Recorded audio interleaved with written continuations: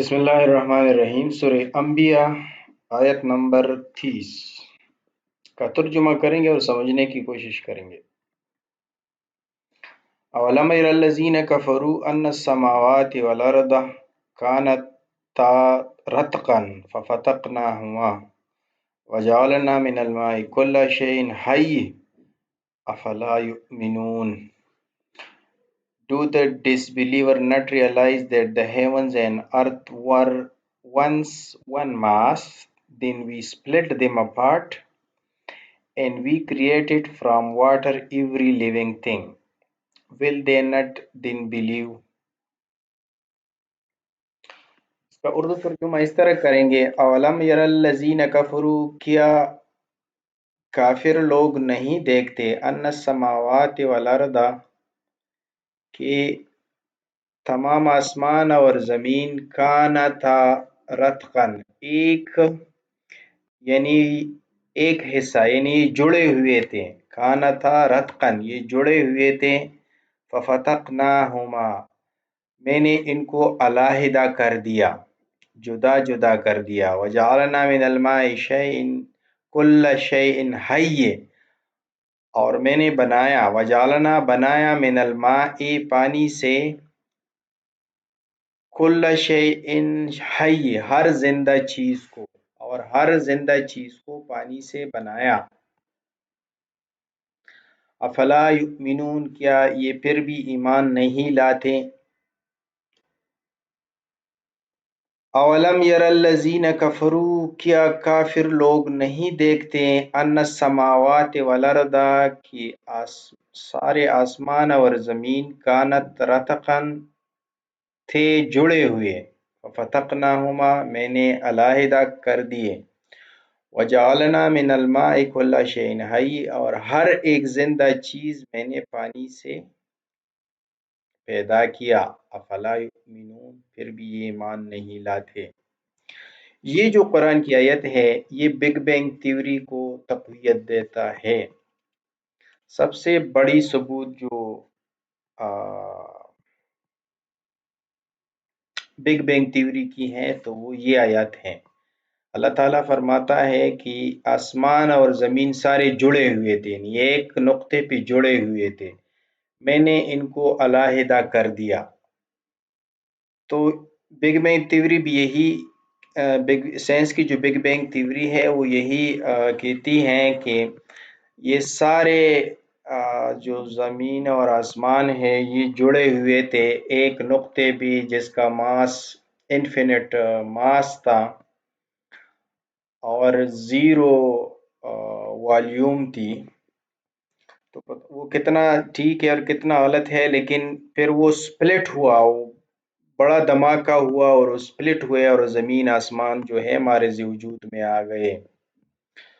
تو اس تھیوری کو یہ آیت بہت زیادہ تقویت دیتی ہے، اور اس سے کلیئر کٹ یہ واضح ہو جاتا ہے کہ ایک وقت تھا جب زمین و آسمان ملے ہوئے تھے، زمین و آسمان ملے ہوئے تھے، اب ان کا ماس کتنا تھا اور ان کا حجم کتنا تھا اور کتنی کثافت والی تھی، یہ بات تو نہیں ہو رہی، لیکن یہ ساری کائنات جو ہیں یہ جڑی ہوئی تھی، اور اللہ تعالیٰ فرماتا ہے کہ میں نے ان کو سپلٹ کیا، میں نے ان کو علیحدہ کیا، اور زمین و آسمان جو ہے یہ ہمارے وجود میں آ گئے ہیں۔ پھر فرماتے ہیں کہ جو زندہ چیزیں ہیں ان کو پانی سے میں نے بنایا ہے۔ تو ابھی جو ریسرچ ہے وہ یہ کہتا ہے کہ جو زندہ چیزیں ہیں، انسان کا جو بدن ہے یہ 70% پانی ہے، تو زندہ چیزوں کو پانی سے بنایا۔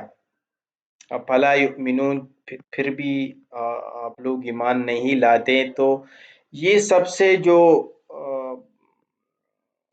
زیادہ تقویت دیتا ہے بگ بینگ تھیوری کو، یہ آیت بہت زیادہ تقویت دیتی ہے۔ بگ بینگ تھیوری بھی کہتی ہے کہ یہ ساری چیزیں ملی ہوئی تھی، کائنات جڑی ہوئی تھی اور بڑا بلاسٹ ہوا ہے، اور اس کے بعد یہ کائنات ہمارے وجود میں آئے ہیں، زمین بھی بنا ہے، سولر سسٹم بھی بنے ہیں، گلیکسیز بھی بنے ہیں، اور یہ ساری کائنات ہمارے وجود میں آئی ہے۔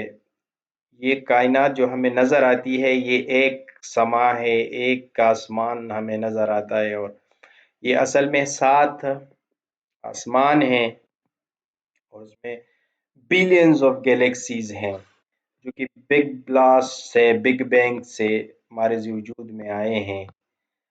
تو اس آیت کو شامل کرنے کا یہی ایک مطلب تھا کہ جو بگ بینگ تھیوری ہیں، اگر ہم بگ بینگ تھیوری کے جو